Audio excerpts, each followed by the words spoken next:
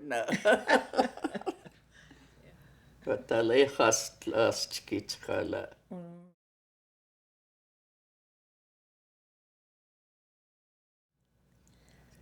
That's qalil dan qilaqtan tali. Yeah. I told her, "What's wrong with your dad?" I could smell the sage. He had sage up his nose and in his ears and all around his neck. Yeah, elderly person.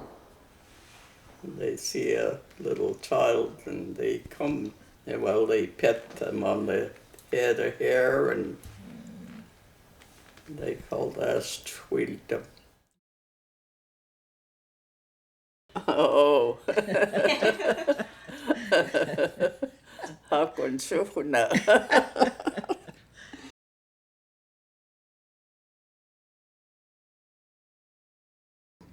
My name is Maggie Kruger, and my Indian name is Shansanitza. I'm from Penticton Indian Reserve, and we had a ranch 6 miles south of Headley. That's where I grew up. And I came to Penticton when I was 18 years old and lived with Eddie Kruger and started a family here. I lived here, between here and the States, most of my life. When you were a little girl, do you remember who you hung out with? Oh, yes. The Squawkins and the Allisons, who hung around with all of them. And who was your best friend at that time? My best friend was Maggie Allison. We all mingled together and went to school. And yeah, well, we were the first Native people that went to our school, because they didn't allow Indians in the school, and we were about the first ones that went there. Everybody had farms, and the Indians had cows and horses, and they lived off the land. Yeah, there was a lot of older people them days. And they lived up in the mountains, and they'd come down, they'd load of wood, and that's how they made their living, selling wood and the haying time in the summertime. You get 50 cents a day or $1 a day. That's for including 10 hours work. That's including your lunch, eh?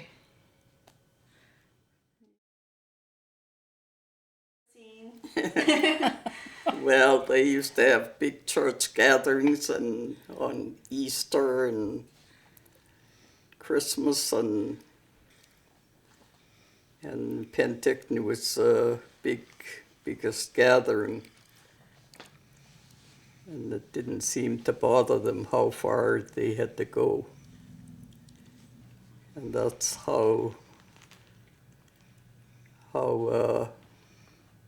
it was them days. Nobody ever turned anybody away. Like if you're traveling, you go to some house and they run out and put your horse in the barn and feed it, and you're ready to camp. You don't even have to ask.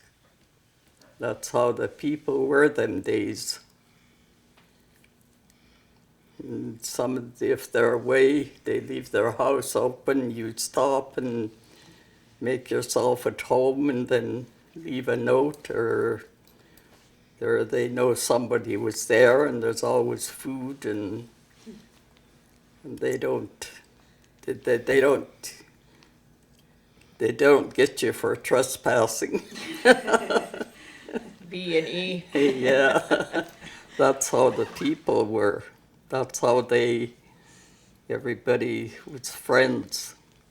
The Okanagan people from Vernon down to across the line are all Okanagan people, and we all speak the same language. And so when we got together, just like they were saying, Easter was the big thing, where people from Vernon and people from Oliver and Kermius and everywhere came and came to Penticton for the Easter service. It was a big gathering. I mean, it was, I couldn't hardly remember. I was probably one of the kids that they told to get lost. And so anyhow, it was just, we've known each other ever since I can remember. I've known who Maggie was and who Marianne was. Since we were all related from Vernon on down, and somehow, in some way, we were always related, always relatives. And so there was never just one time that I met them that I was just maybe, I guess you could say, a fly on the wall. They were a little bit older and just kind of blended in. And I really think a lot of these two here.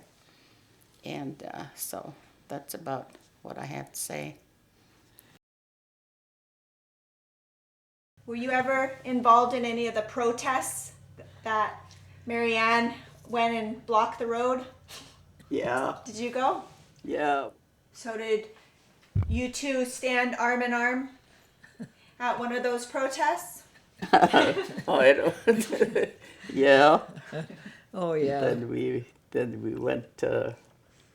We went to Enderby, remember? Heck, we used to go to Vancouver about 4 or 5 times a year. We'd We went to Mount Currie, yeah. and I forget where else we went. Did it help? Oh, we disrupted a few things, Yeah. but it finally came to Yeah, some sort of a I don't know how settlement. many times we went to Victoria. Yeah. The whole, different groups would We go used to down. caravan all over. But We'd go wherever they were protesting, eh? yeah, they'd hire a bus and we'd all go down to Vancouver. Mary and Alec had a motorhome. We're supposed to be roughing it. And yeah, them people had great big pits, and they'd cut up the salmon and barbecue. They'd have a big picnic Yeah. It was fun. for about 3 or 4 days. I said Maggie did a lot of riding because her husband was a cowboy. And I used to see her ride all over. Have the babies in between rides, eh? Yeah. Yeah. When did you start riding a horse? How old were you? Well, when I was big enough to get on. Big enough to get on a horse. That's the only transportation we had. Later on, the cowboys came to start having rodeos. They had the rodeo kraal over there, and they had the rodeo kraal down the lake. Native people that was their sport. They started those rodeo kraals, and then the white boys from town, they'd come out and watch, and then they started. Then that's how it started, and then they took over the rodeos. Like they started associations, and you had to pay a fee to join them and stuff like that, and now the Indian cowboys aren't recognized. And they used to have baseball teams. That's after the Yeah, rodeos, eh? Penticton and Vernon and West Bank, and there was cowboys and cowboys and ball players. That was their sport. Yeah, they had good teams. And which reserve had the best team? Vernon. So you'd like them to see the language to be Yeah. brought back? Yeah, well, that's what I try to say, and at least try to respect each other more and visit more and be more like the families used to be.